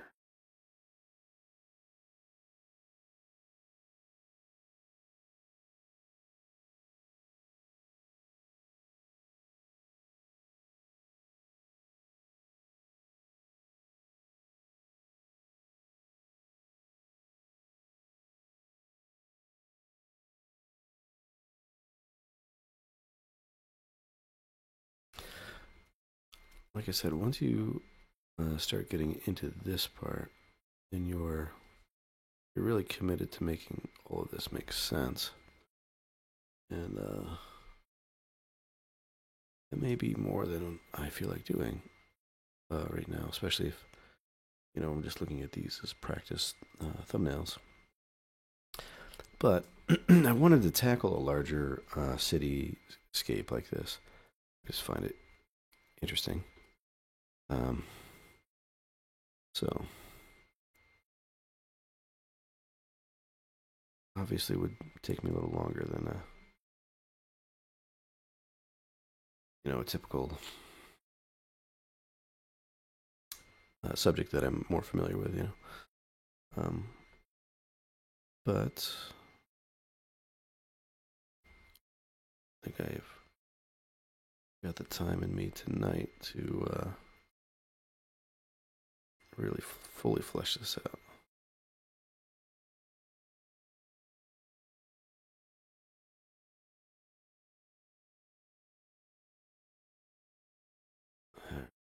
So I'm gonna grab that layer, make a new layer, make that the mask, and then start painting in some of these reflected light things here.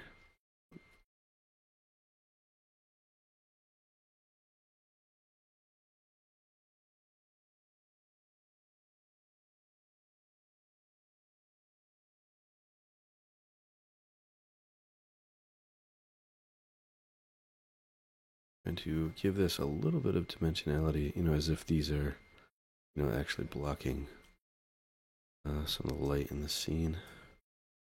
So like down here, these would be more blocked.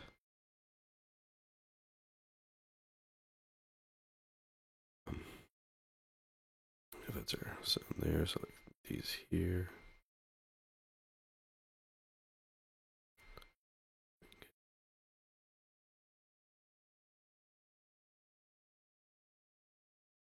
I don't want to completely knock them out where they're not visible anymore. But I want to give them a separate color signature so that when you're looking at this image and you see, these warm tones, you're thinking, okay, that's getting light from the sun or from the sky this direction. But in the sky behind us, we might have something entirely different going on. So handle that differently.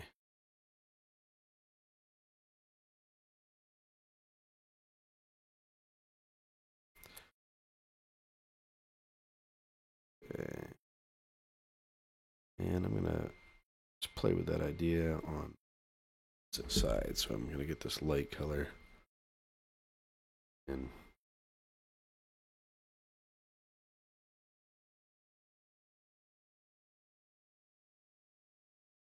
strongly. Strongly, is that a word? Strongly? I don't know. More strongerly. All right.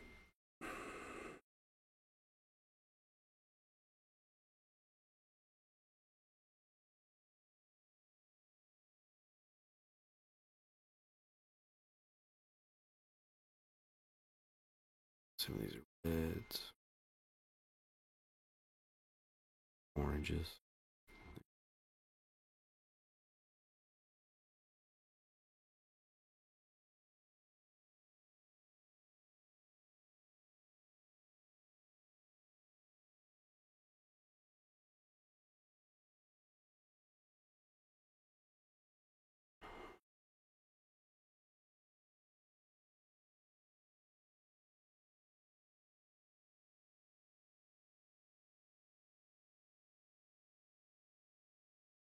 Okay, so that's our this is our reflected light that I was talking about earlier. To give it identity. And what I mean by that is, really when you're painting, the old adage, paint the light. It's true. You're painting how light reflects off of objects. Really, regardless of the subject. So, I mean, unless you're doing an abstract painting, but anything representational, painting light.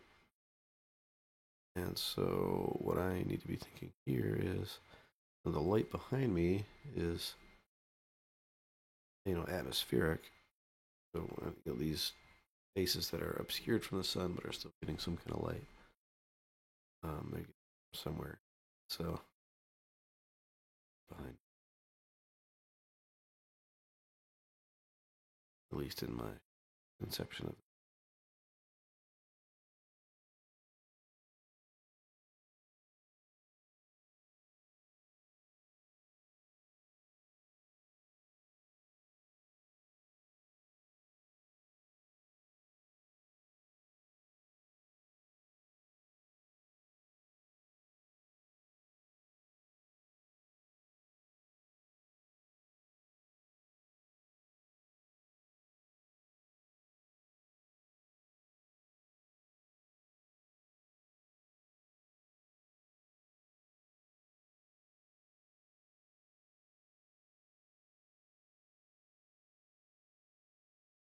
lose interest in this image. I like some of what's going on, but at this point it would be a matter of really fleshing this out quite a bit more. So that's kind of the initial abstract, without really trying to get too much into detail. Then I started cleaning things up a little bit, and that's, I would say, that's kind of starting to get into a whole new territory that we've got to really make some more decisions and buckle down and render. Um, I'm not totally interested in doing that right now, so I'll leave that there. Let me just zoom out.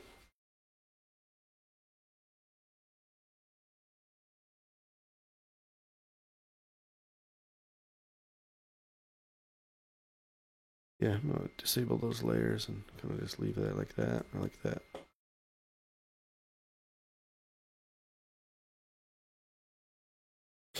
And I suppose we wouldn't be doing it the RKL way without throwing another color balance on top just to see if we can squeeze a little more color juice out of this thing.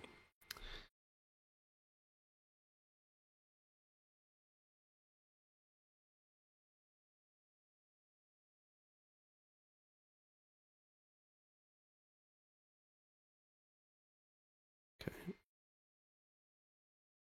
Noted. Alright, so there we go. Like shooting for that kind of green thing, and then I think, by upping the cyan. Blue's not really helping us out much. It's giving us a little bit of tonal shift.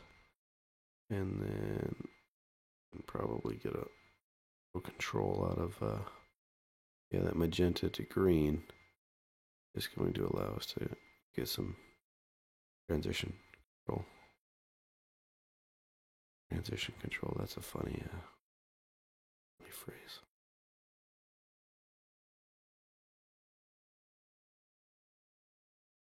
This is transition control.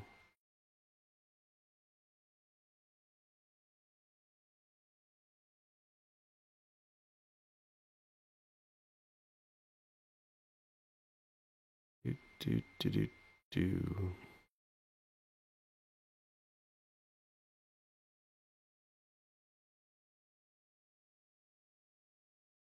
Push it till it breaks.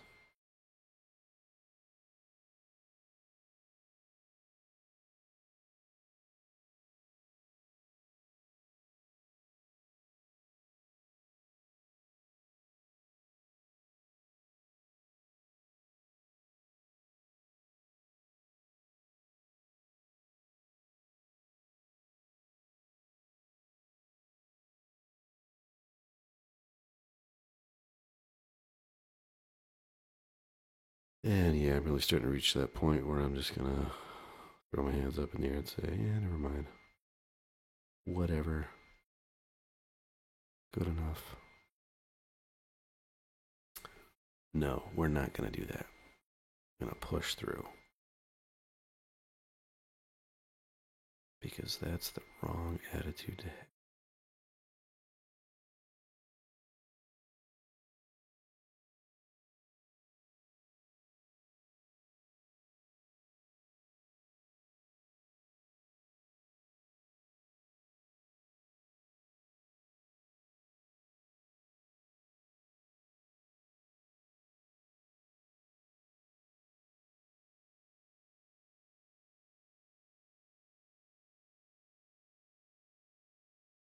Go with that.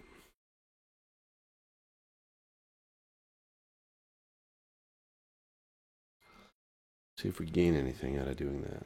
So, put up, go to color. We'll shift to luminosity.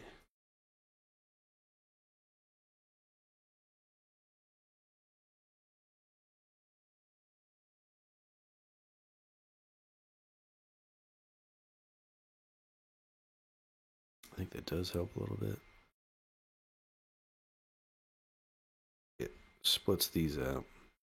Though I might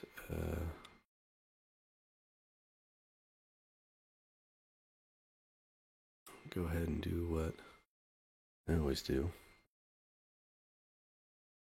And split out the layer.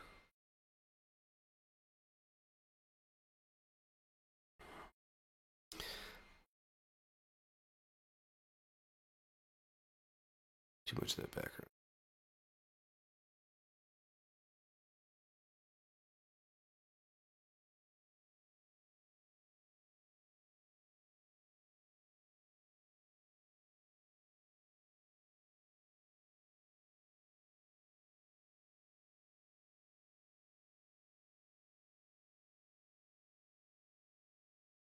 You know what this also tells me though?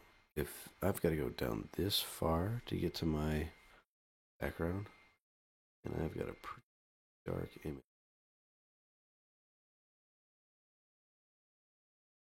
And maybe I've just been staring at this so long that I adjusted and I'm seeing it for what it is.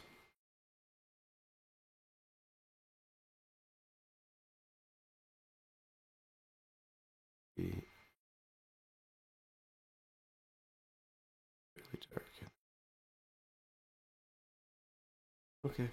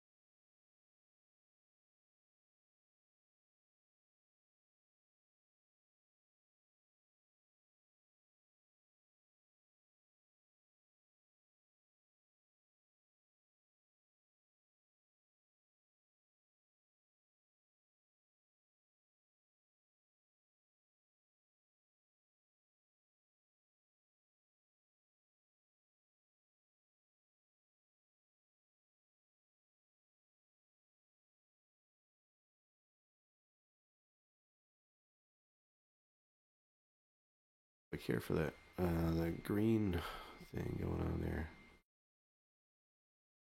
A little crazy with that.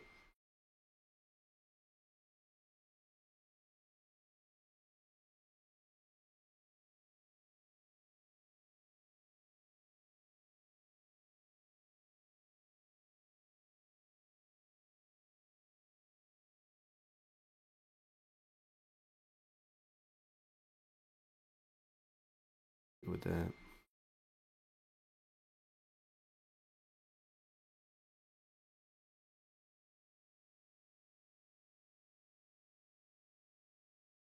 Good. Enough.